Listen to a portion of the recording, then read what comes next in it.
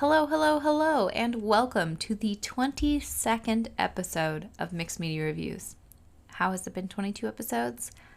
Unknown, but it has been. Or at least it will be when this episode is done. My name is Kelsey, and today I'll be talking about a TV show. And this week's TV show is the CW show, Superman and Lois. So today's episode is going to be a little different than normal reviews. Instead of going through the summary and likes and dislikes and all those types of things, I'm actually going to be mostly focusing and discussing one specific topic.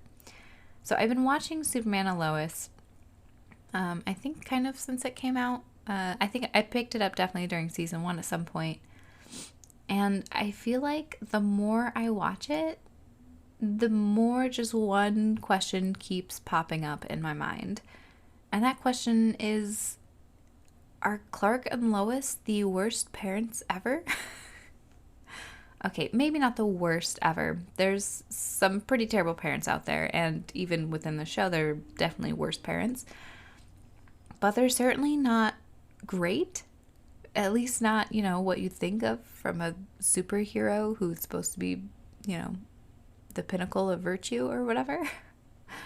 And honestly, even in the show, I don't think any of the parents are super great, but you would think that the main two should be good. Today's episode is going to have quite a bit of spoilers for season 1 and up to the current episode of season 2, which I believe is episode 9. Some of them will be more generic, but I think I will have some specific spoilers as well. And if you hear noise in the background, that is the trash trucks, because now they come in the middle of the day instead of really early in the morning, which I guess is nice because they don't wake me up at 6 in the morning on a weekend anymore. Anyway, so let's dive in. First point of 3. Lois and Clark are written more like the parents of the main characters than actually being the main characters themselves. I mean, the show is named after them, right? They are constantly yelling at their kids, constantly the villain of their kids' narrative. Much like we see in shows where the parent isn't really the main character, but is used as a tool for the characters to grow or something. But they're not really being that tool either. Every single time Jordan and or Jonathan get in trouble, Lois and Clark just yell at them. They never discuss anything. It's just, I'm mad, so I'm going to yell and lecture you. And then eventually, after a while, things will be fine again. Which, side note, which there probably will be many side notes, Lois is supposed to be this, super great investigative, journalist. And yet, she's so quick to anger all the time. Is that what a good investigative journalist does? Just gets mad all the time? I don't know. It's really weird, but it's a CW show, so what do you expect? Anyway, so they just yell at their kids. And I can get being mad at some of the things that they do, of course, but they never just sit down to find out what the underlying issue is, or even just let their kids talk about what happened, why they made the choices they did. It's just them yelling at them, and then the kids look upset, and then they get sent to their rooms. And this is both Lois and Clark. There's one point where Clark just comes into the room just to yell at Jonathan. He just yells at John and is like, I'm just pointing you, blah, blah, blah. And I don't even think Jonathan says a word. And then he leaves. And then, another scene where he's just yelling at him in the kitchen. And then he was like, oh, your dad's on his way, to Lois. And that's the end of the conversation. It's just so one-sided. And it's constant. All the time. There's one point in season 2, episode 7, where Lois goes to talk to Lana about Jonathan. I'll talk more in detail about this plotline in a little bit.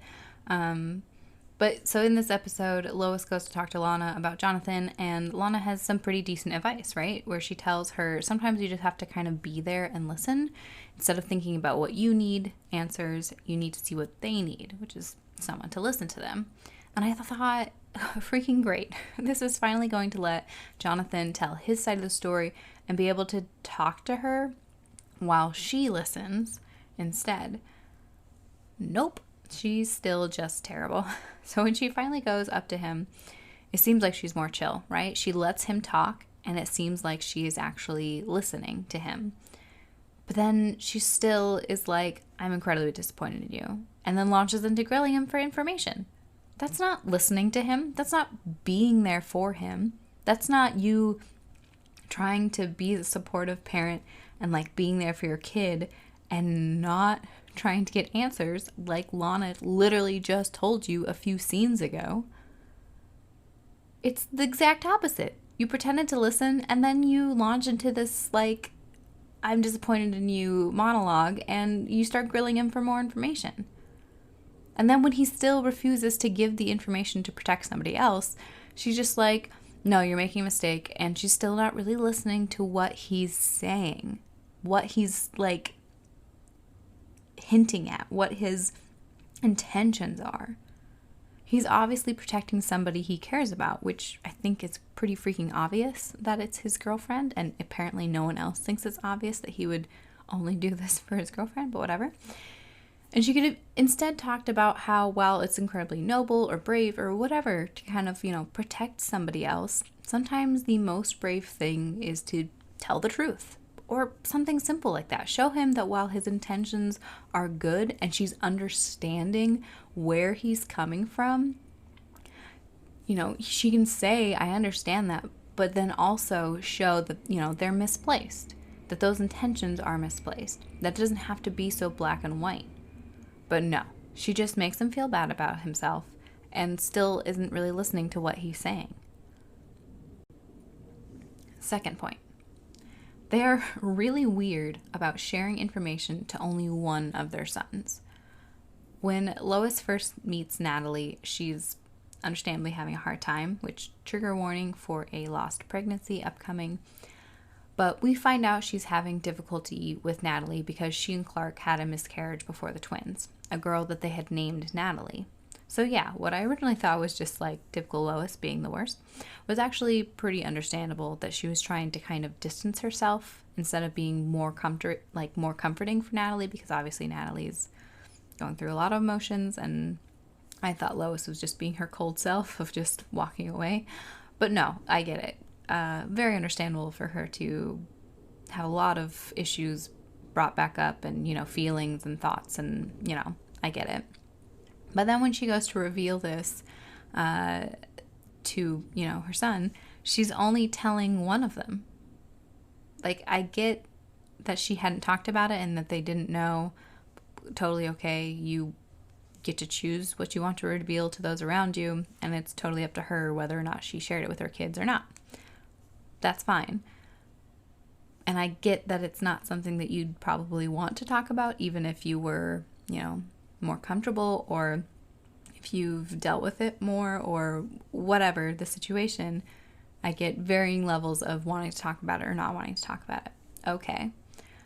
But it seems really weird that she would only fill one of her kids in with this information instead of, sitting them both down to talk about it, regardless of whether or not it was important for one or the other to hear.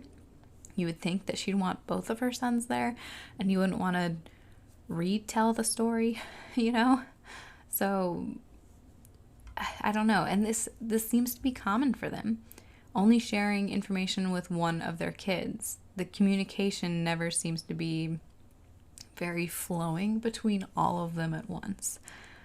I mean, yes, sometimes it's only going to be one child you might share certain things with, right? Like, just because you take out one kid for ice cream doesn't necessarily have to mean you take out the other one, especially depending on the context and the circumstances. Like, I get wanting to help Jonathan out a bit more because he does feel left out, because he doesn't have parent powers like Jordan does. So I get that things aren't always going to be, 100% split down the middle, especially if they're twins. But this like thing where they only sometimes share things with one child like it's common, and it's the big things. It's not like little things like we went for an ice cream. And it isn't only Lois doing it, right? Like when Jordan begins showing that he has powers, Clark takes him to the fortress and introduces him to his grandfather. And I get that this is something that is definitely more important for Jordan to learn about, since he's the one showing powers, and he needs, Clark is bringing him there so that his father can like assess him and, do all these tests and figure out, the best kind of course of action and whatever. And I get that, but you'd think that Clark would also want to introduce Jonathan to his grandfather. Like, you'd think that you'd want his own dad to meet both of his kids, not just the one with powers. And maybe I'm being really picky here, and these are just things, happening off screen. But we don't see it because, that's not the big dramatic whatever thing. But it just seems like it's really lopsided. And if it's not happening on screen, how can we accept that it's happening at all? And like they're just deciding who to share important information with. Like, oh, you can know this, but now you're going to know this. And I don't get it. I mean, later on, the fortress is destroyed, even, and he loses the ability to talk with his dad. So again, as far as we know, Jonathan never got to meet his grandfather and never will, all because Clark decided to only take one of his kids there.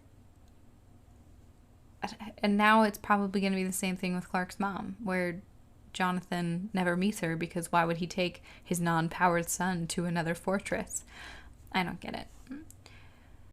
The final and third point is that they're just genuinely and generally not really there for their kids, and they just kind of miss the mark on parenting quite often.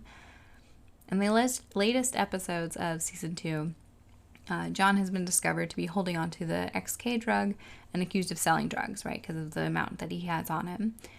Because he wasn't the only member of the football team using them, the season is then canceled on them. And since this is, a small Midwest town, high school football is everybody's life. At one point, John is accosted by some lady who was upset that he got the football team, the season canceled, which, come on, check your priorities, lady. But, also maybe not yell at a teenager. And Lois is so close to being a good mom in this scene because she calls the lady out for her tone when yelling at the kid, which I don't really get why you're yelling. Watch your tone. Maybe don't talk to my kid at all instead. But whatever.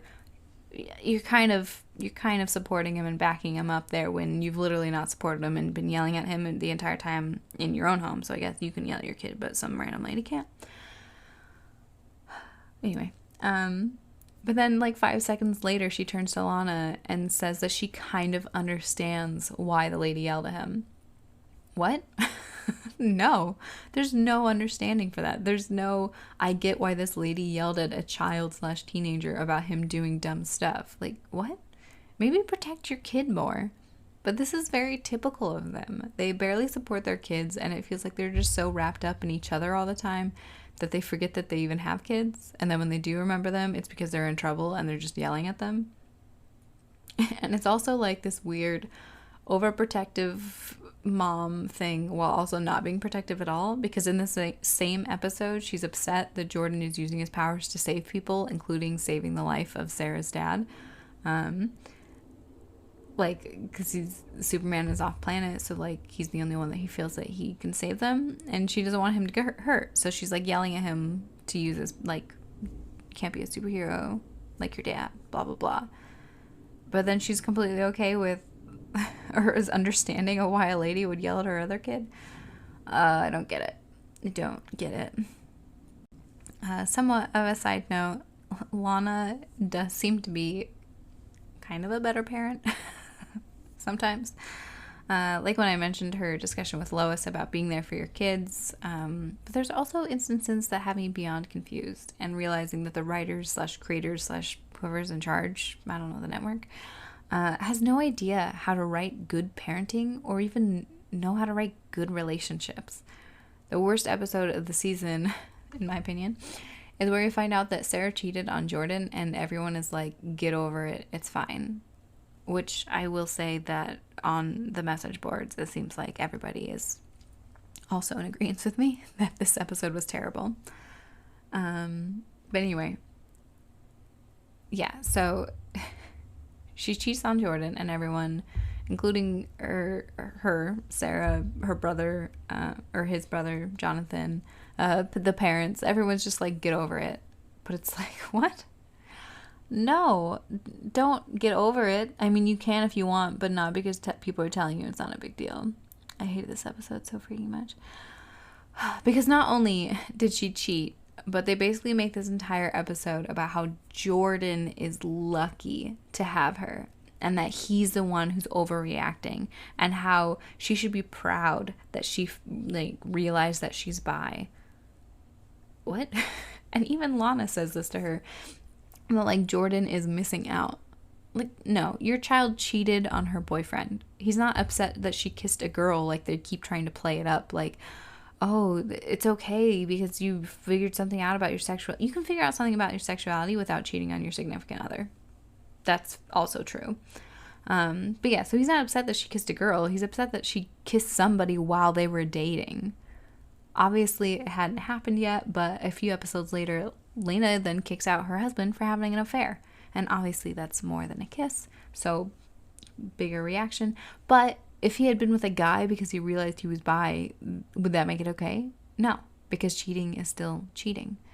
And Sarah, the hypocrite, is then so upset that she stops talking to him for a while. Which, yeah, appropriate response to be upset with your father. But also, you cheated and then felt empowered by cheating on your boyfriend, and your boyfriend was the one who was wrong for needing a moment to process the information. So, what? Maybe you should get off your high horse and not judge your dad as much. Anyway, so absolutely ridiculous.